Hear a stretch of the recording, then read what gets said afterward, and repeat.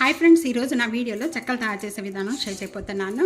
ఒక్కొక్కసారి మనం చెక్కలు తయారు చేసుకునేటప్పుడు చాలా గట్టిగా, చాలా క్రిస్పీగా రాకుండా, ఉబ్బకుండా ఇలా ఉంటాయి. ఇదే కొలతలతో తప్పకుండా ట్రై చేయండి.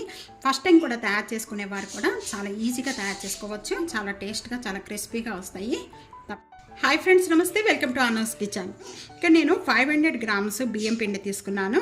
ఈ బియ్యం పిండి అనేది మీరు పొడి బియ్య పిండి అయినా పర్వాలేదండి, తడి బియ్య పిండి అయినా కూడా పర్వాలేదు. ఇక్కడ నేను పొడి బియ్య పిండి తీసుకున్నాను. 4 కప్పులు బియ్యం పిండి. ఇక్కడ ఒక 5 టేబుల్ స్పూన్ అనేది బటర్ వేస్తున్నానండి. ఈ బటర్ వేయటం వల్ల చాలా క్రిస్పీగా, చాలా టేస్ట్గా వస్తాయి.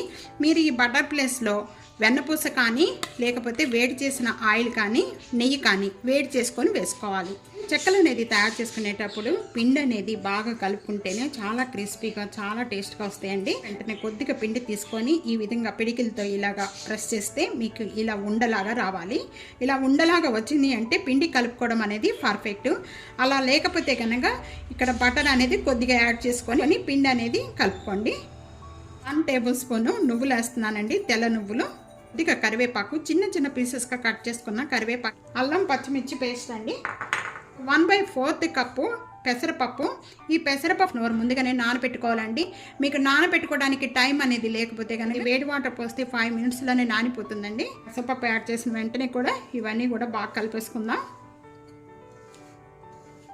వేడి వాటర్ పోసుకోవాలి. 4 కప్స్ అనేది వాటర్ యాడ్ చేస్తున్నాను. మీకు వాటర్ అనేది లెక్కలేదండి. కొద్దిగా 2 టేబుల్ స్పూన్ అనేది గల్లు ఉప్పు వేస్తున్నాను.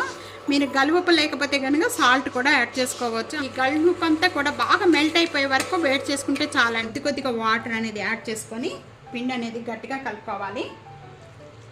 ఇక్కడ ఇలాగా ప్రెస్ చేస్తూ కలుపుకోవాలి. వాటర్ అనేది యాడ్ చేయని అవసరం లేదు. ఈ పిండి అంతా కూడా ఈ విధంగా కొద్దిగా తీసుకొని ఈ విధంగా ఉండగా చుట్టుకుంటే మనకి ఉండలాగా వచ్చేస్తుంది. ఈ విధంగా వస్తే మీరు కలుపుకున్న పిండి అనేది పర్ఫెక్ట్ అని.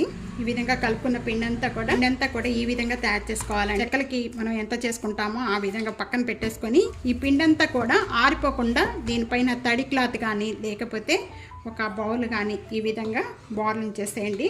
చెక్కలు అనేది బాగా వస్తాయండి ఆ విధంగా పెట్టుకోవడం వల్ల. మీకు ఏ సైజులో చెక్కలు కావాలి అనుకుంటే ఆ సైజులో అనేది ఉండలు తీసుకోండి. ఇంకా ఈ సైజులో ఉండలు తీసుకుంటే మీడియం సైజులో వస్తాయి. ఈ విధంగా అన్నీ తయారు చేసుకొని పెట్టుకోవాలి. మీ ఇంట్లో ఎవరైనా కూడా చేసేవాళ్ళు ఉంటే కనుక ఈ ఉండలు తయారు చేస్తూ ఉంటారు. మీరు చెక్కలు అనేది ఒత్తేసుకుంటే ఉంటాయి. ఇంకా చాలా ఈజీగా అయిపోతుందండి పని అనేది. చెక్కల మేకర్ తీసుకొని దాని మీద కూడా చేసుకోవచ్చండి. అది లేకపోయినా పర్వాలేదు. ఈ విధంగా మనం చపాతీ పీట తీసుకొని చపాతీ పీట మీద ఒక పాలిథిన్ కవర్ తీసుకోండి. ఆయిల్ అనేది అప్లై చేసుకోవాలి. ఈ విధంగా ఆయిల్ అప్లై చేసుకున్న వెంటనే కూడా ఇక్కడ 2 ఉండలు పెడుతున్నానండి నేను. వేసేసుకొని పాలిథిన్ కవర్ని ఈ విధంగా ఫోల్డింగ్ చేసేసుకొని ఇక్కడ నేను మూత తీసుకున్నాను. వాటిగా ఈ విధంగా ఉండే షేప్ ప్రెస్ చేసేస్తే మీకు చెక్క అనేది చక్కగా పల్సగా బాగా వస్తాయండి. ఉండలు అనేది దాన్ని బట్టి మీకు చెక్కలు అనేది షేప్ అనేది బాగా పల్సగా బాగా వస్తాయండి. ఈ విధంగా అన్నీ కూడా తయారు చేసుకోవాలి. చూస్తే చెక్కలంతా కూడా ఈ విధంగా తయారు చేసేసుకొని పెట్టేసుకుని వేయించుకోవడానికి డీప్ ఫ్రై కావాల్సినంత ఆయిల్ తీసుకోవాలండి. ఈ ఆయిల్ కాగిన వెంటనే మన చెక్కలన్నీ కూడా మనం ప్రిపేర్ చేసుకున్న చెక్కలన్నీ కూడా హై ఫ్లేమ్లోనే పెట్టుకోవాలండి. సైడ్స్ కూడా మంచి గోల్డెన్ కలర్ వచ్చే వరకు కూడా వేయించుకోవాలి. చెక్కలు ఎంత ఈజీగా తయారు చేసుకోవచ్చు. ఇప్పుడు వరకు కూడా వీడియో చూసారు కదా. తప్పకుండా ఇదే కొలతలతో ఇదే విధంగా ట్రై చేయండి. చాలా టేస్ట్గా వస్తాయి, చాలా క్రిస్పీగా ఉంటాయి. తప్పకుండా ట్రై చేసి మీకు ఎలా వచ్చింది అనేది కామెంట్స్లో తెలియచేయండి. సబ్స్క్రైబ్ చేయడం మర్చిపోవద్దు. ఫ్యామిలీతో, ఫ్రెండ్స్తో వీడియోని షేర్ చేస్తూ, వీడియోని లైక్ చేస్తూ ఉండండి. ఎన్నో రకాలైన వంటకాల కోసం ఇంకా T.ANU'S కిచెన్ సబ్స్క్రైబ్ చేసుకోవడం అస్సలు మర్చిపోవద్దు. Thank you for watching.